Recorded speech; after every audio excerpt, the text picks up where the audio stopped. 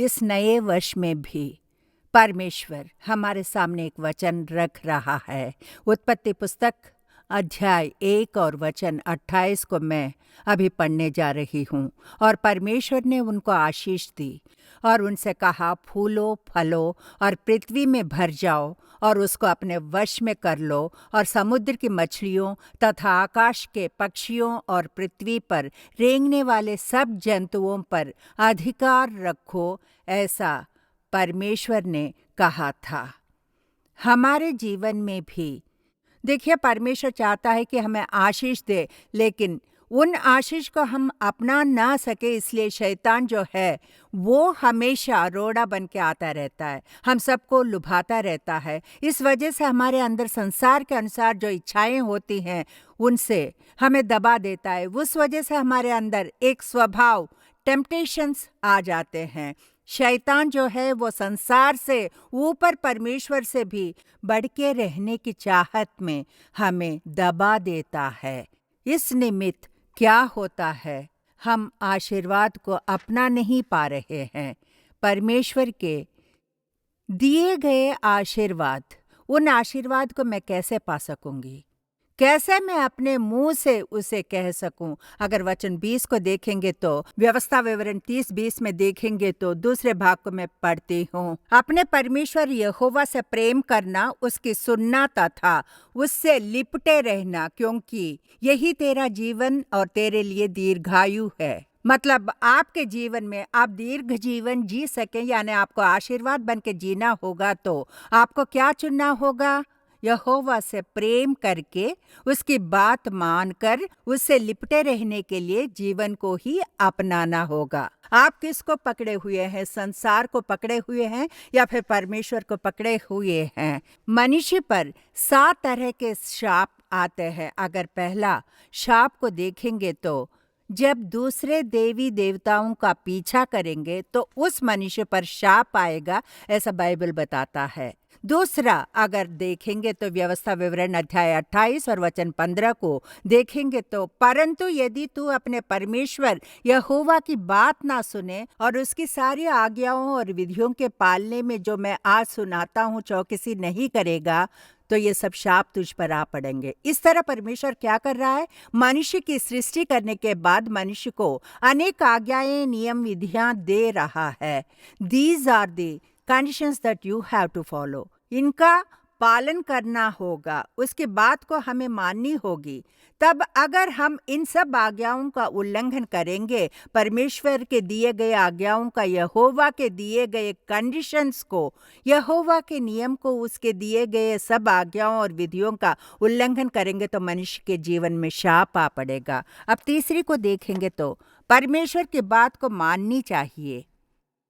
अगर नहीं मानेंगे, बात का उल्लंघन करेंगे, तो शाप आ पड़ेगा।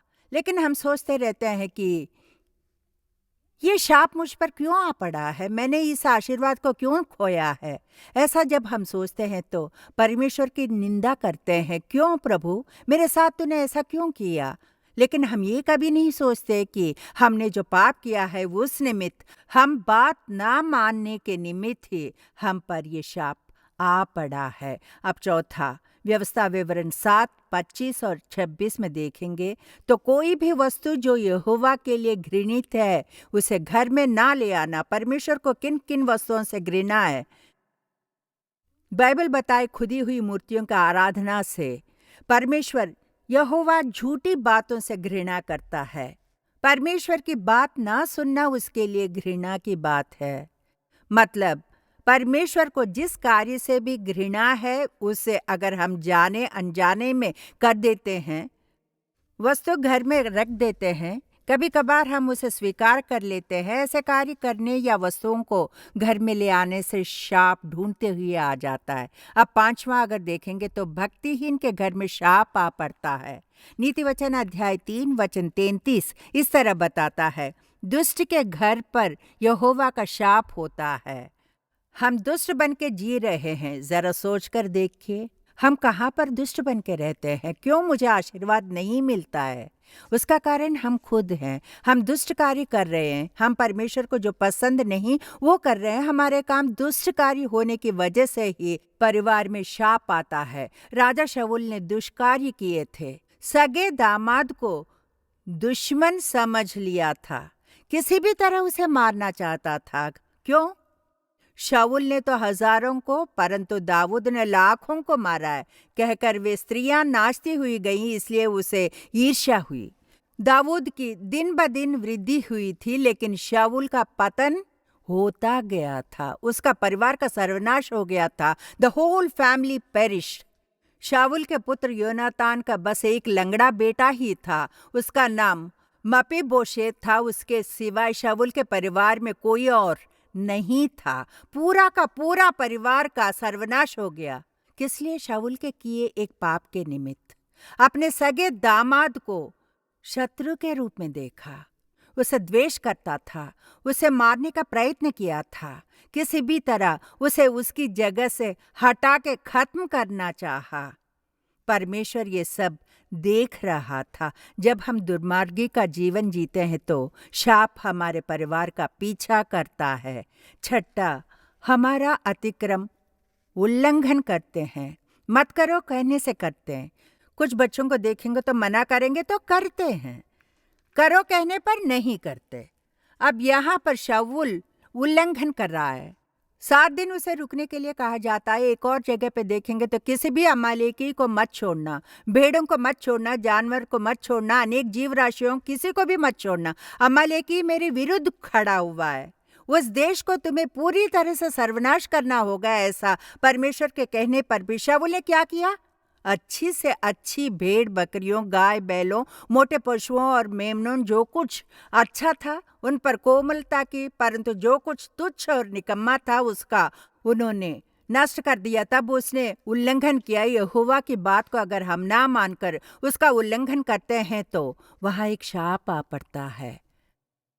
अब 7वां शाप क्यों आता है? इसलिए कि मलाकी अध्याय 2 और वचन 2 को देखेंगे तो यदि तुम इसे ना सुनो और मन लगाकर मेरे नाम का आदर ना करो तो सेनाओं का यहोवा यूं कहता है कि मैं तुझको शाप दूंगा और जो वस्तुएं मेरी आशीष से तुम्हें मिली हैं उन पर मेरा शाप पड़ेगा। लूसीफर नामक का एक महिमा भरा देवदूत था। उसका काम पता है क्या है? परमेश्वर की आराधना करना उसका काम था। जब वो आराधना करता था तो महिमा यहोवा को ना देकर वो सोचता था कि मैं कितना मधुर गा रहा हूँ, मैं कितना सुरीला गा रहा हूँ। मेरे गाने के निमित्त ही परमेश्वर वहां पर इतना आनंद मना रहा है। मेरा गाना सुनकर ही सारे देवदूत, लाखों करोड़ों देवदूत इतने भक्ति में लीन होकर रहते हैं, मतलब मैं ही बहुत खास हूँ।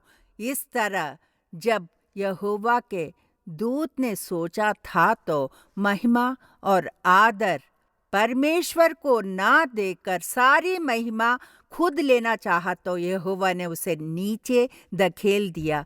वही लूसीफर शैतान में बदल गया है। जंजीरों से जकड़कर बंधा हुआ दूतों में से वो भी एक था। He is a fallen angel.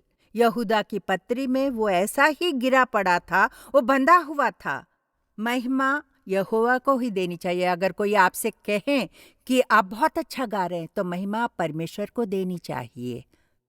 Thank you कहेंगे तो भी समझ लीजिए आपको आ जाएगा। महिमा प्रभु को दीजिए, वो सब प्रभु का अनुग्रह है, प्रभु ने ही दिया है। ऐसा कह के सब प्रभु को ही दे दीजिए। प्रभु से आपको कहना ही होगा, उस महिमा को आपको नहीं लेनी चाहिए। बेबीलोन के राजा ने क्या किया था? कहा था कि मैंने बेबीलोन को बनाया है। उसके बोलते ही दूसरे पल में ही क्या हुआ था? बाइबल बताता है कि वो मैदान के पशुओं के समान घास चरेगा और 7 काल उस पर बीतेंगे। मतलब महिमा परमेश्वर को देनी चाहिए। अगर महिमा परमेश्वर को ना देकर महिमा को स्वयं लेंगे तो वो आपके जीवन में शाप में बदल जाएगा। जरा सोचिए, सोच कर देखिए। 7 शाप किस निमित्त ये शाप आ पड़े हैं? किस निमित्त? देवताओं का पीछा करने पर आ पड़ेगा। आदम और हव्वा ने आदन की वाटिका में शैतान का पीछा किया था, उन पर शाप आ पड़ा। परमेश्वर प्रभु की आज्ञाओं का, नियमों का, विधियों का उल्लंघन करने पर शाप आ पड़ेगा। परमेश्वर के एक प्रमाण निश्चयता के लिए प्रमाण करने के बाद अगर बात टालेंगे तो शाप आ पड़ता है। परमेश्वर को जिन वस्तुओं से घृणा है उन्हें घर ले आने पर वो शाप में बदल जाता है। माँ ही तो उसकी आराधना करती हैं, मेरी माँ ही वैसा करती हैं, मैंने नहीं खोजा है, ऐसा नहीं कह सकते। अपने डेरे को पवित्र रखना होगा, अपने घर को बहुत ही पवित्र रखना होगा। परमेश्वर को जिसे घृणा है उसे घर पर मत रखिए। दुष्ट के घर में शाप आ पड़ता है। उल्लंघन करने पर क्या हम उल्लंघन कर रहे हैं? पता है, उसी निमित्त शाप। परमेश्वर के नाम को हम जब महिमा नहीं देते हैं तो तब हम पर शाप आ पड़ता है। Hallelujah, hallelujah. बाइबल क्या बताता है? परमेश्वर ने आपको आशीष दी कि आप फूलो फलो पृथ्वी में भर जाओ, उनको अपने वश में कर लो और सब पर अधिकार रखो। मतलब आप किस तरह आशीषित हुए लोगों की तरह रहना चाहिए।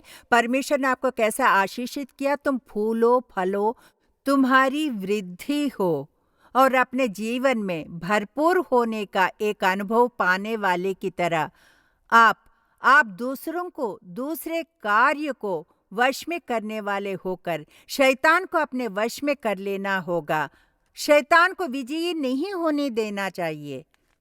आपको सब पर अधिकार रखना होगा, आपके सारी सोच पर अधिकार रखना होगा, अपने उद्देश्य पर अधिकार रखना होगा, अपनी बात पर अधिकार रखना होगा। You should have control over everything in your life. आपके अंदर परमेश्वर ने अधिकार का वो स्वभाव रखा है। अपने देश और अपनी पृथ्वी की संपूर्णता पर अधिकार रखना होगा। ऐसा ज्ञान परमेश्वर ने आपको दिया है। मतलब आप फूलो फलो, पृथ्वी में भर जाओ और आप उसको अपने वश में कर लो। आपको परमेश्वर ने उस तरह आशीषित किया है। मेरे प्रियजनों, अंत में अब परमेश्वर कैसे लोगों को आशीषित करता अभी हमने देखा था। उत्पत्ति पुस्तक अध्याय 1 वचन 28 में वो पहला भाग जो बताता है, ऐसा कह के परमेश्वर ने उन्हें आशीष दी। परमेश्वर ने उन्हें आशीर्वाद दिया था। परमेश्वर ने उन्हें आशीष दी। वो जो वो हैं वो आप होने चाहिए, वो जो वो हैं वो मैं होना चाहिए। ऐसे कितने लोग की इच्छा है। परमेश्वर ने उन्हें आशीष दी, किसी को आशीष नहीं दिए। वो जो वो हैं वो आप हैं, ऐसा सोचने के लिए आपको क्या करना चाहिए? परमेश्वर ने किसे आशीष दी थी? किसको परमेश्वर आशीष देगा? शाप किस पर आ पड़ेगा? ये मैंने आपको बताया, 7 तरह के शाप। अब आशीर्वाद उन्हें परमेश्वर ने आशीष दी। इसका मतलब वो कैसे लोग हैं? सबसे पहले बिना थके कोशिश करने वालों को परमेश्वर आशीष देता है। उसके लिए हमारा याकूब ही एक उदाहरण है। बड़ी मेहनत करके प्रयत्न किया, उसके सामने कई भयंकर संदर्भ आए थे, फिर भी सारी रात सुबह होने तक उसने कुश्ती की और विजयी हुआ। मतलब जीवन में लगातार प्रयत्न करना आवश्यक है, आसानी से हम नहीं पा सकते। एक लोमड़ी आई थी, वो अंगूर के बगीचे में गई। वो उस अंगूर के बगीचे में जाके उछल उछल के उन अंगूर को पाने की कोशिश की। वो नाटी थी। अंगूर का बगीचा ऊपर शेड जैसा बना होता है, उस पे रहता है, 6-7 फुट ऊंचा रहता है। ये नाटी लोमड़ी उछल उछल के कोशिश की, लेकिन वहां तक पहुंच नहीं सकी, खा नहीं सकी। इसलिए तुरंत उसने क्या कहा? छा, ये अंगूर खट्टे हैं। वो सच में ऐसा ही कहती है, छा, ये अंगूर खट्टे हैं। क्यों? उसके आगे वो कोशिश नहीं कर सकी, वो प्रयत्न नहीं कर सकी। आप और मैं भी ऐसे ही हैं, उस लोमड़ी की तरह। हम भी एक बात को लेके कोशिश करते हैं, लेकिन वो सक्सेसफुल नहीं होता, उसमें विजय नहीं होते, सफल नहीं होते, तो छा, ये अंगूर खट्टे हैं कह के हम भी उस लोमड़ी की तरह कह के छोड़ देते हैं। लेकिन बिना थके लगातार प्रयत्न करने पर प्रयत्न करने वाले का परमेश्वर साथ देता है। आशीष देने वाला परमेश्वर उन्हें आशीष देता है। हालेलुया। दूसरा 2 शमूएल अध्याय 6 वचन 12 को देखेंगे तो यहोवा ने ओबोदेदोम के घराने पर और जो कुछ उसका है उस पर भी परमेश्वर के संदूक के कारण आशीष दी है। किस निमित्त आशीष दिए हैं? परमेश्वर के संदूक निमित्त। ये परमेश्वर के लिए उदाहरण है। परमेश्वर का वचन आपके अंदर होना चाहिए। परमेश्वर का वचन आपके जीवन में होना चाहिए। परमेश्वर के वचन के गवाही बन के रहेंगे तो परमेश्वर आपको आशीष देगा। हालेलुया। वचनानुसार चलना चाहिए, वचन में खड़े रहना चाहिए, वचन को जानना चाहिए, वचन के अनुसार चलना चाहिए। तब वो वाचा के संदूक के निमित्त उसके घर को आशीष देने वाला परमेश्वर आपके अंदर, परमेश्वर का वचन होने के निमित्त, इस वचन के निमित्त परमेश्वर आपको आशीष देगा। तीसरा, अय्यूब की जिंदगी को देखेंगे तो अय्यूब अध्याय 42 वचन 12 में यहोवा ने अय्यूब को पहले से अधिक आशीषित किया था। उसे पता है किस लिए आशीष दी थी?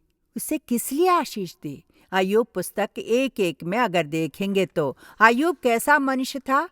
वो खरा और सीधा था, परमेश्वर का भय मानता और बुराई से दूर रहता था। मतलब हम कैसे रहेंगे तो यहोवा आशीष देगा। पता है अय्यूब कैसा था जो परमेश्वर ने उसे आशीष दी थी? अय्यूब की जिंदगी में कई समस्याएं आई थी, संघर्ष थे, सब नुकसान, सब कुछ सर्वनाश हो गया था। फिर भी बाइबल बताता है, वचन बताता है कि अय्यूब की जो पहली स्थिति थी उससे भी अधिक आशीष दी थी। मतलब वो खरा और सीधा था, धर्मी था, परमेश्वर का भय मानता और बुराई से दूर रहता था। इसीलिए परमेश्वर ने अय्यूब को आशीष दी थी। अब अंत में चौथा, परमेश्वर का भय मानने वाला मनुष्य था दाऊद। परमेश्वर के लिए प्रिय मनुष्य था दाऊद। परमेश्वर के इच्छानुसार चलने वाला था। परमेश्वर यही सब देखता है। इतने लोग बैठे हुए हैं, किसका हृदय उसके इच्छानुसार है ये देखता है। उसकी सोच के मुताबिक, उसकी इच्छानुसार वो जो चाहता है उसे हमें करना चाहिए। उसने वही किया था। परमेश्वर ने जो जो करने को कहा था वो सब किया था। परमेश्वर जिस जिस को छोड़ने को कहा सब छोड़ दिया। परमेश्वर की इच्छानुसार दाऊद ने जिंदगी जी। दाऊद मेरे मन के अनुसार मिल गया है, ऐसा प्रेरितों अध्याय 13 और वचन 22 में हम पढ़ते हैं। फिर उसे अलग करके दाऊद को उनका राजा बनाया। फिर उसने गवाही दी, मुझे एक मनुष्य यिशै का पुत्र दाऊद मेरे मन के अनुसार मिल गया है, वो मेरी सारी इच्छा पूरी करेगा। एक राजा को अलग करके भेड़ बकरियों को चराने वाले एक चरवाहे को राजा बना दिया। पता है क्यों? एक ही रात में उसके साथ एक अद्भुत कार्य हुआ। पता है क्यों? दाऊद परमेश्वर के मन के अनुसार मिल गया है। उसे लगा कि वो उसकी इच्छा पूरी करेगा। इसलिए मतलब अगर हमें आशीर्वाद पाना है तो हमारी जिंदगी में क्या हम 4 कार्य कर रहे हैं? असल में 5 कार्य हमें परमेश्वर की इच्छा पूरी करनी सीखनी चाहिए। सबसे पहले लगातार कोशिश करके जय पाने पर आशीष मिलेंगे। दूसरा, परमेश्वर का वचन हमारे अंदर जब रहेगा तो आशीर्वाद मिलेगा। परमेश्वर का भय मानकर जिस तरह अय्यूब जिया था, खरा सीधा धर्मी परमेश्वर का भय मानने वाले मनुष्य की तरह अगर हम जिएंगे तो हमें आशीष मिलेंगे। परमेश्वर के मन के अनुसार अगर हम जिएंगे तो आशीष मिलेंगी आज के दिन, ताकि हम आशीष पाएं और शाप और बुरे कार्य से हम अपने आप को दूर रखने के लिए आशीष या शाप, इन दोनों में से हम किसे अपना रहे हैं। इतनी अच्छी सोच हमें देने के लिए तेरी स्तुति करते हैं। परमेश्वर ने उन्हें आशीष दी और कहा, फूलो फलो, पृथ्वी में भर जाओ और उसको अपने वश में कर लो। कह के कहा था, शाप और आशीष को तुम्हारे सामने रखा है, जीवन मरण हानि और लाभ को तुम्हारे आगे रखा है। तू किसको अपनाने वाला है?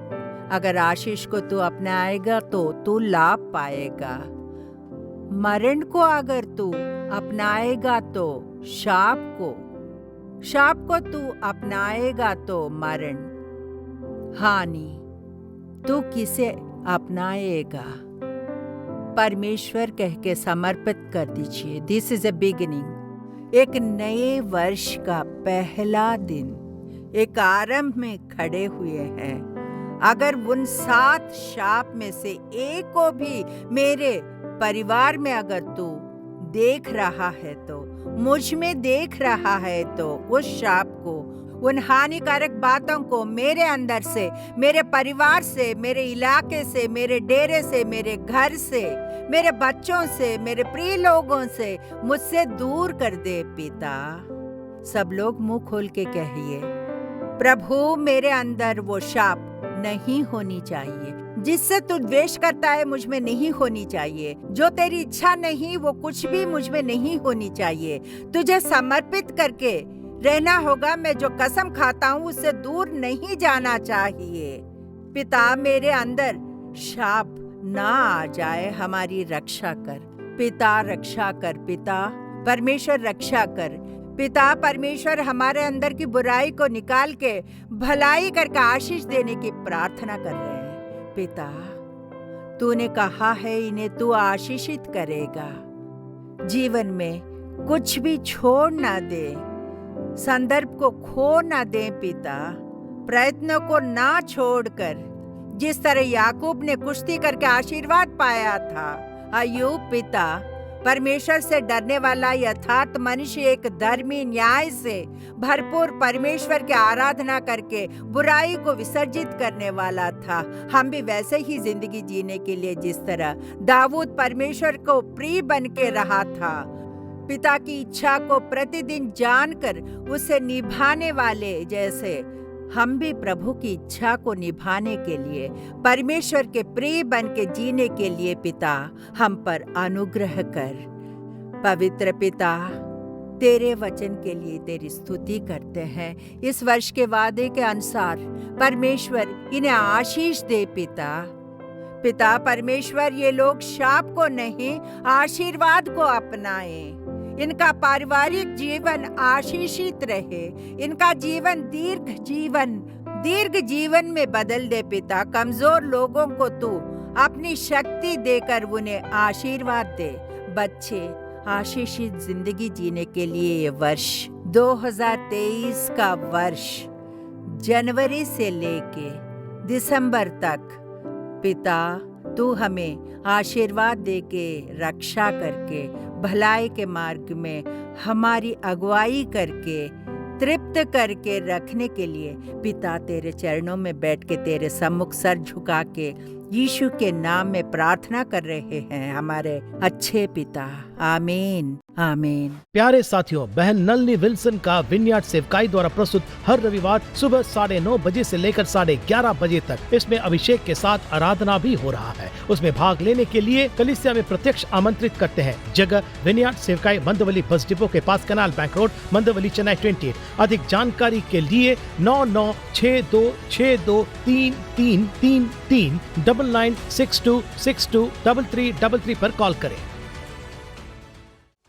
बहन नलनी विल्सन का विनयार्ड सेवकाई द्वारा प्रस्तुत लगातार प्रार्थना, नॉन स्टॉप प्रेयर, हर दिन दोपहर 12 बजे से लेकर 1 बजे तक आपको लगातार प्रार्थना के लिए प्रत्यक्ष और ऑनलाइन के द्वारा आमंत्रित करते हैं। प्रत्यक्ष आने वाले number 7 south canal bank road, Mandawali bus depot के पास में, मंदवली, चेन्नई 28 पर आए। ऑनलाइन आने वाले अधिक जानकारी के लिए 9962623333 पर कॉल करें।